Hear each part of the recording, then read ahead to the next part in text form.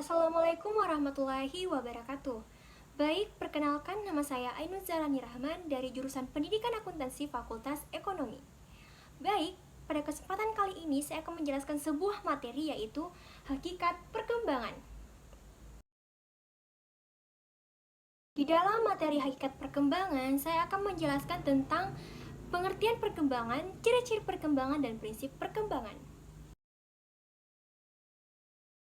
Kita akan membahas bagian terlebih dahulu yaitu pengertian perkembangan. Jadi, perkembangan itu merujuk pada suatu perubahan sistematik yang berkaitan langsung dengan fungsi fisik dan fungsi psikis.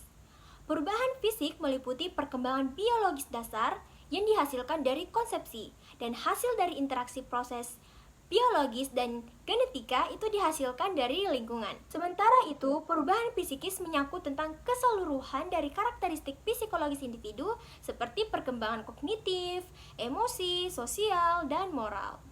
Selain itu, perkembangan juga diartikan sebagai proses perubahan kuantitatif dan kualitatif individu yang dimulai dari masa konsepsi seperti masa bayi, masa kanak-kanak, masa anak, masa remaja, sampai masa dewasa. Perkembangan juga diartikan sebagai proses perubahan dalam diri individu atau organisme, baik secara fisik atau jasmania maupun secara psikis atau rohania, untuk menuju tingkat kedewasaan yang berlangsung secara sistematik, progresif, dan berkesinambungan.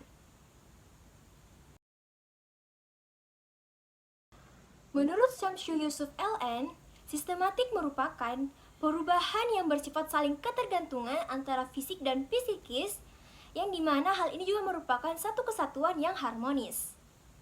Progresif merupakan suatu perubahan yang bersifat maju, meningkat, meluas atau mendalam, baik secara kuantitatif atau fisik maupun kualitatif atau psikis. Berkesinambungan merupakan perubahan pada fungsi organisme yang berlangsung secara beraturan atau berurutan, yang tidak terjadi secara kebetulan. Untuk contoh dari sistematik, progresif, dan berkesinambungan, kalian dapat lihat pada gambar di samping sini. B. Ciri-ciri perkembangan. Di dalam ciri-ciri perkembangan itu terbagi atas 4. Yang pertama, terjadinya perubahan ukuran. Dalam aspek fisik, kita dapat melihatnya dengan perubahan tinggi atau perubahan berat badan. Sedangkan dalam aspek psikis, kita dapat melihatnya dengan perbendaharaan kata yang semakin meningkat dan matangnya kemampuan berpikir. 2. Terjadinya perubahan proporsi. Dalam aspek fisik, proporsi tubuh anak akan mengalami perubahan setiap memasuki fase perkembangan. Seperti anak yang memasuki fase perkembangan remaja, maka proporsi tubuhnya akan mengalami perubahan dan akan mendekati proporsi tubuh anak usia remaja. Sementara itu, aspek psikis adalah perubahan perhatian yang pada awalnya hanya memerhatikan dirinya sendiri, yang pada akhirnya mulai memerhatikan orang lain atau orang sekitarnya, khususnya teman sebayanya. Yang ketiga yaitu lenyapnya tanda-tanda lama. Dalam aspek fisik, kelenjar timus atau kelenjar kanak-kanak akan menghilang ketika anak memasuki fase perkembangan selanjutnya. Dan sedangkan dalam aspek psikis, masa seperti mengoceh, hal tersebut akan menghilang ketika anak sudah memasuki fase perkembangan selanjutnya. 4. Munculnya tanda-tanda baru. Dalam aspek fisik, kita dapat melihatnya dengan matangnya organ-organ seksual pada usia remaja baik primer maupun sekunder. Sedangkan dalam aspek psikis, ditandai dengan ingin mengetahui segala sesuatu yang berkaitan dengan ilmu pengetahuan, lingkungan alam, nilai moral, dan agama.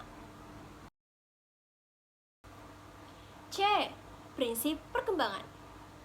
Di dalam prinsip-prinsip perkembangan itu terbagi atas 6.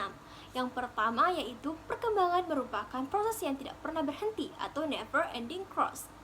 Individu akan terus-menerus berkembang yang dipengaruhi oleh pengalaman. Perkembangan ini berlangsung secara terus-menerus yang dimulai dari masa konsepsi sampai mencapai kematangan atau masa tua. 2. Semua aspek perkembangan saling memengaruhi. Setiap aspek perkembangan, baik fisik maupun intelektual atau lain hal sebagainya, semuanya itu akan saling memengaruhi satu sama lain. 3. Perkembangan yang mengikuti pola atau arah tertentu. Perkembangan terjadi secara teratur mengikuti polanya atau arah tertentu. Menurut Yalom dan Weston, pola perkembangan itu terbagi atas 6. Yang pertama, cephalocaudal atau perkembangan yang dimulai dari kepala ke kaki. Sedangkan proximodistal adalah perkembangan yang dimulai dari tengah ke pinggir. 2. Struktur yang mendahului fungsi, yang berarti bahwa tubuh individu akan berfungsi ketika strukturnya sudah matang, seperti mata yang sudah bisa melihat ketika otot-ototnya sudah matang. 3. Perkembangan itu berdiferensiasi. Perkembangan fisik atau psikis berlangsung dari umum ke khusus atau spesifik. 4. Perkembangan berlangsung dari konkret ke abstrak, yang berarti bahwa perkembangan yang berasal dari kemampuan berpikir konkret atau objek yang tampak menuju objek yang abstrak atau objek yang tak tampak. 5. Perkembangan berlangsung dari egosentrisme ke perspektivisme, yang berarti bahwa pada awalnya anak hanya memerhatikan dirinya sendiri, yang kemudian sikap egosentrisme ini perlahan-lahan berubah menjadi perspektivisme, yang dimana anak sudah mulai memerhatikan kepentingan orang lain. 6.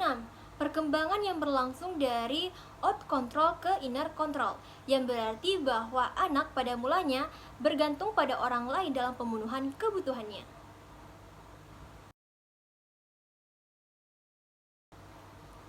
4. Perkembangan terjadi pada tempo yang berlainan. Setiap anak memiliki perkembangan fisik dan psikis yang berbeda-beda pada tingkat kematangannya. Mungkin ada yang cepat dan ada juga yang lambat. 5. Setiap fase perkembangan mempunyai ciri khas. Seperti anak usia 2 tahun, saat itu pusat perhatiannya adalah belajar berbicara dan mempelajari gerak-gerak fisik. Sedangkan anak usia 3-6 tahun, pusat perhatiannya adalah menjadi manusia sosial atau berbicara dengan orang lain. 6. Setiap individu normal akan mengalami tahapan atau fase perkembangan, yang berarti bahwa setiap perkembangan dalam kehidupan ini, individu akan mengalami suatu masa atau fase perkembangan yang dimulai dari konsepsi, masa bayi, masa kanak-kanak, masa remaja, sampai masa dewasa.